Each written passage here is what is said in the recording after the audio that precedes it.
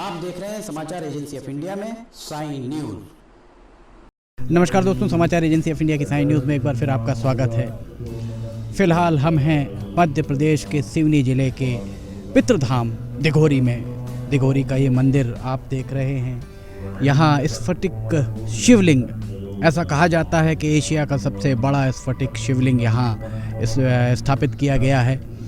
इसे जगत गुरु शंकराचार्य स्वामी स्वरूपानंद सरस्वती महाराज के द्वारा यहाँ स्थापित कराया गया है। आज हम चर्चा करते हैं अविमुक्तेश्वरानंद महाराज से। अविमुक्तेश्वरानंद महाराज का क्या कहना है। वे बहुत बेबाकी के साथ सारी चीज़ें जो भी देश की वर्तमान परिस्थितियाँ उस पर वे उन समाचार एजेंसी ऑफ इंडिया के साथ उन्होंने खुलकर चर्चा की। आइए अब हम चलते हैं अविमुक्तेश्वरानंद महाराज के पास।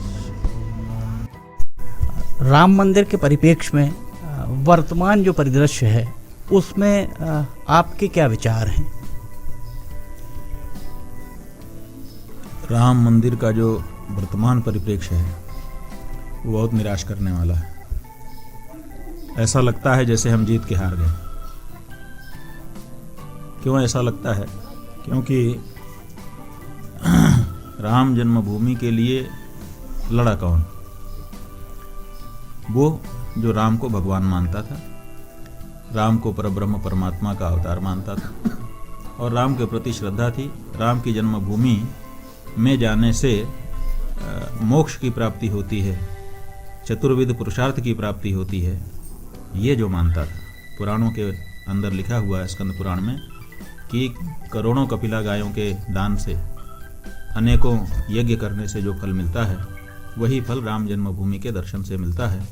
इस बात को जब पुराण को मानने वाला सनातन धर्मी पढ़ता था तो उसके मन में आकांक्षा जागती थी कि हम अयोध्या जाकर के राम जन्मभूमि का दर्शन और परिक्रमा करेंगे।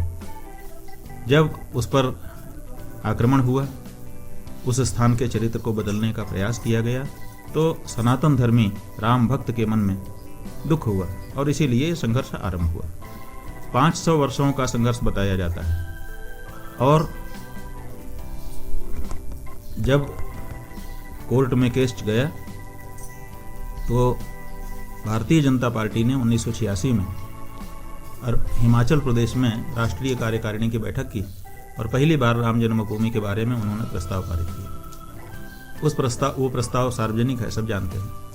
उसमें उन्होंने कहा कि राम जन्मभूमि आस्था का मुद्दा है, इसका निर्णय कोर्ट नहीं कर सकती।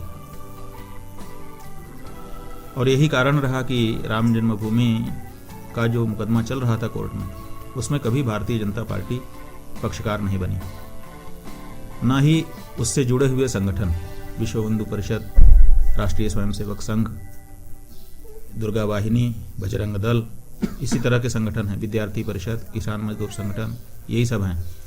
तो ये लोग भी कोर्ट में पक्षकार नहीं बने क्योंकि इनका ये मानना था कि राम जन्मभूमि के मुद्दे का निर्णय न्यायालय कर ही नहीं सकता। ठीक है ना? तो ऐसी स्थिति में पैरवी इन्होंने की नहीं। ये लोग सड़क पे हल्ला मचाते रहे और सड़क पे हल्ला मचाने का परिणाम क्या हुआ कि अंततः निर्णय कोर्ट से हुआ। तो कोर्ट में जो लोग पैरवी कर रहे थे उन्होंने निर्णय करवाया ना, उन्होंने मुकदमा लड़ा। तो जब मुकदमे में विजय हासिल हो गई तब फिर यही आ गए कि हम रहेंगे। और इन्होंने जिन लोगों ने न्यायालय में पक्षकार बनकर के मुकदमा जीता उनको एक तरफ कर दिया। यही नहीं, सनातन धर्म के जो सर्वोच्च आचार्य हैं, चाहे वो चारों शंकराचार्य हों, चाहे पांचों वैष्णवाचार्य हों, चाहे 13 अखाड़ों के प्रमुख हों, इनको भी एक तरफ कर दिया। और ट्रस्ट बना करके किसको बनाया? भाजपा के आदमी को बनाया, राष्ट्रीय स्वयंसेवक संघ के आदमी को बनाया, विश्व हिंदू परिषद के लोगों को बनाया। और वो वहां पर जाकर के भगवान को कह रहे हैं कि भगवान राम तो महापुरुष थे, भगवान थे ही नहीं। और इन्होंने कटआउट लगाया अभी प्रयाग में, उसमें दिखाया विवेकानंद, डॉक्टर अंबेडकर और श्री रामचंद्र, 3 कटआउट एक साथ लगाए और उनके नीचे यह नाम रखा, डॉक्टर भीमराव अंबेडकर, स्वामी विवेकानंद और श्री रामचंद्र। तो क्या अंबेडकर और विवेकानंद के समान श्री राम हैं?